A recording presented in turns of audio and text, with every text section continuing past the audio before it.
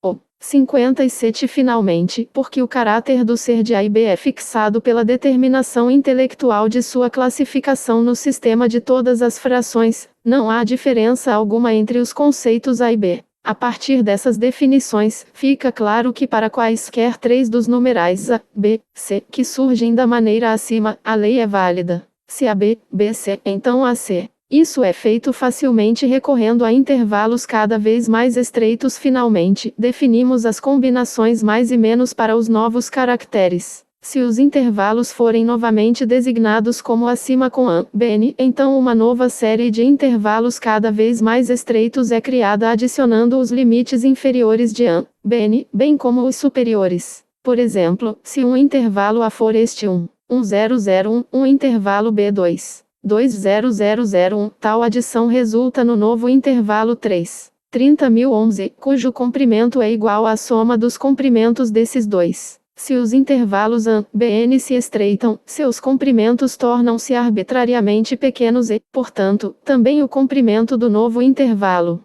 É a quantidade marcada pela série de novos intervalos, denotados AB. Da mesma forma, AB é definido como a magnitude associada à série de intervalos cujo limite inferior é o produto dos limites inferiores de AN, BN, e cujo limite superior é o produto dos limites superiores de AN, BN. Que os signos assim reunidos obedecem às leis.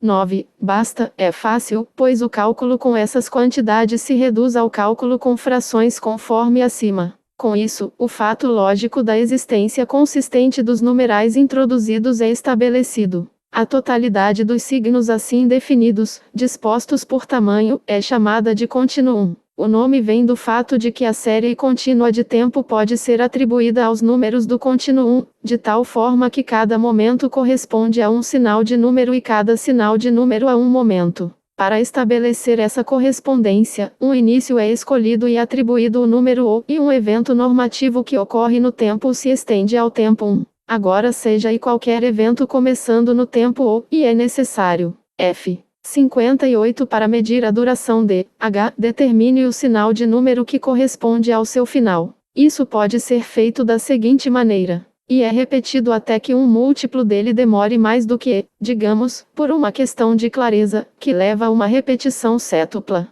Então o tempo t a ser determinado é definido como estando no intervalo entre 6 e 7. Agora deixe ser repetido e cerca de 3 vezes o evento e novamente medido por e. Levará pelo menos 18 repetições de i e no máximo 21, digamos 19. Segue-se que 19. Agora t é restrito a um intervalo mais estreito. Agora deixe ser repetido muitas vezes, cerca de 100 vezes, e meça isso por e. A repetição de i mostra que 646. Assim, 646. Quanto mais vezes i é repetido para então ser medido por e, menor é o intervalo que resulta para t. E assim, conceitualmente, através da série resultante de intervalos, o numeral t é definido. Assim, nas circunstâncias vigentes, cada duração corresponde a um numeral. Mas, inversamente, exigimos que cada sinal numérico corresponda a um momento no tempo. A existência real de tal momento no tempo não pode ser provada, mesmo porque sua ausência não pode ser verificada de forma alguma.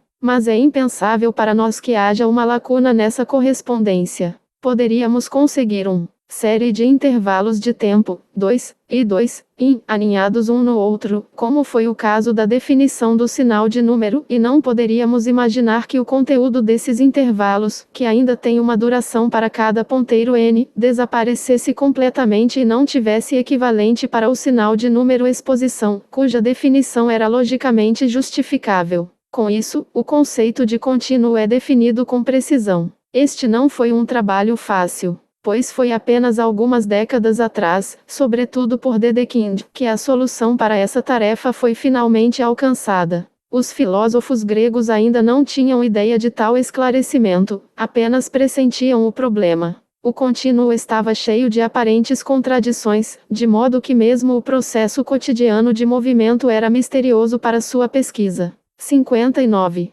Ocorrido. Uma série de reflexões intrigantes, famosas na antiguidade e das quais temos conhecimento, testemunham isso. Um exemplo bem conhecido é a tentativa de provar que o rápido Aquiles não consegue nem alcançar a lenta tartaruga. O argumento é o seguinte: a tartaruga tem uma vantagem sobre Aquiles. Antes de alcançá-la, ele deve alcançar sua posição atual, mas ela já se arrastou. E antes que ele alcance a posição que ela ocupa agora, ela já o deixou. E assim indefinidamente. Então ele nunca a alcança. Para revelar a falácia, adicionamos claramente como deve ser a transição tacitamente concebida para a conclusão final. Diz algo como: uma vez que Aquiles tem que realizar um número infinito de atos diferentes, todos os quais devem acontecer ao mesmo tempo antes de alcançar a tartaruga, mas um número infinito de atos nunca pode ser realizado, ele nunca alcança eles. Agora, aqui está a falácia.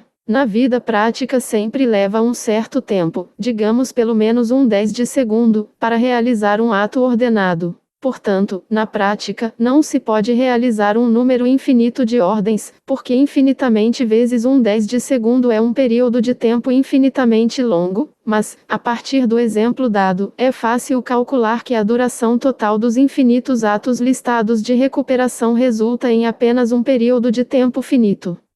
Em a vida real é a soma dos intervalos de tempo em que as ordens devem ser executadas divergentes. Somando-os um após o outro, o mais adicional acrescenta um valor que eventualmente excede qualquer limite prescrito. No exemplo dado, no entanto, a soma correspondente é convergente, e, adicioná-los um após o outro nunca atinge uma quantidade que possa ser declarada, mas sempre se aproxima dela e o mais próximo que se pode desejar. Um exemplo de soma divergente é I para uma soma convergente, I infinitum, 1 2 1 4 1 8 1 16 1 32 1 64 que nunca chega a 1, mas fica arbitrariamente próximo desse valor, indefinidamente. Se 60. Deste tipo existem muitas falácias que confundem a mente. Defende-se contra isso eliminando o conceito de infinito e substituindo-o pelo de qualquer número. Infinito, significando sem fim, sem limite. É um todo que perde sua finalidade quando seus limites são removidos. O mundo e a natureza são tais conceitos, embora velados. Qualquer número, por outro lado, deixa o todo para ser considerado seu limite, mas o empurra cada vez mais longe, qualquer caminho, mostrando assim um ato repetível.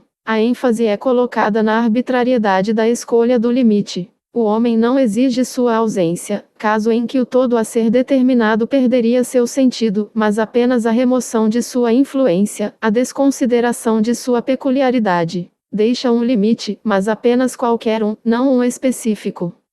Ao aplicar tais considerações, criou-se um conceito que se tornou muito frutífero no campo dos números, assim como em outros lugares. Para determinar a concepção, voltemos às séries A1, A2, A3, retornar. Não é mais assumido que A está em um intervalo em onde N está em todos os intervalos anteriores e se torna arbitrariamente pequeno conforme N aumenta. Mas ainda faremos uma suposição, embora menos restrita, a saber, que um numeral A pode ser dado de modo que os termos da série A2, A3, 1 eventualmente cair abaixo de qualquer valor especificável à medida que o índice N aumenta. Então A é chamado de limite ou limes da série. Se a quantidade especificada for 0,0000000001, então, de acordo com a suposição, deve ser possível determinar um ponteiro n, digamos n 100.000, de modo que a seja o número positivo ou negativo, seja menor do que para todos os ponteiros maiores que 100.00000000001.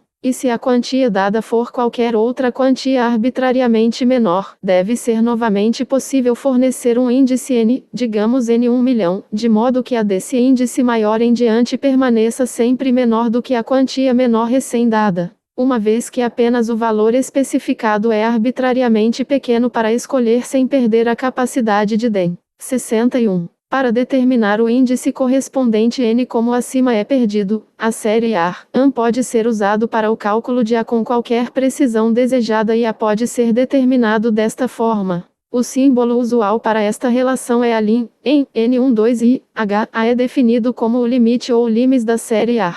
N cresce arbitrariamente, ANSI. Sem prejuízo da introdução dos sinais do contínuo, as considerações anteriores podem agora ser repetidas. Novamente pode-se introduzir os números negativos considerando a substituição de U por 1x ou a equação 1x0, novamente a unidade imaginária examinando a equação 1xx ou, e pode-se combinar o sinal i com os sinais do contínuo, também chamados de números reais positivos, de modo que surgem os números reais negativos, e os sinais i, dos quais resultam os números complexos na forma AB, onde A e B são reais. Mas se você quiser continuar esse procedimento considerando outras equações, não obterá um novo resultado. Porque de acordo com um famoso teorema de Gauss, qualquer equação de x tem uma solução em números complexos, e uma substituição de U por um polinômio de x, digamos p, x, de acordo com este teorema, leva apenas a uma substituição de um complexo número, AB, para x de volta. A expansão dos sinais numéricos era infinitamente possível na aritmética. Na álgebra, porém, que também se refere a teoremas, 9, mas não apenas baseado na progressão, como a aritmética, mas no contínuo, o procedimento termina após a introdução dos sinais, i.